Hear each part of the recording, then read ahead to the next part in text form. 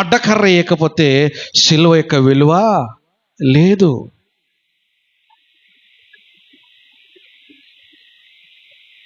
కానీ ఎప్పుడైతే అడ్డకర్ర వేయబడినదో ఆ సిలువకు విలువ కలిగినట్టుగా చూస్తున్నాం.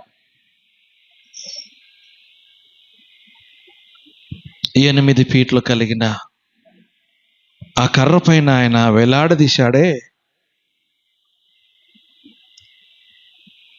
ఆయన వేలాడుకుంటూ కూడా ఏం చెప్తున్నాడు తెలుసా? ఒక కుటుంబాన్ని గురించి చెప్తున్నాడు. ఏంటి తెలుసా? ఒక కుటుంబం గురించి చెప్తున్నాడు. ఏం చెప్తున్నాడు? అక్కడ తల్లులు ఉన్నారు.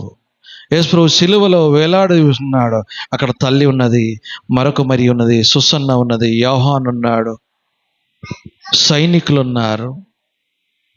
ఏమంటున్నారు? తల్లి ఏడుస్తా ఉంటే, మరియ ఏడుస్తా ఉంటే, సుసన్న ఏడుస్తా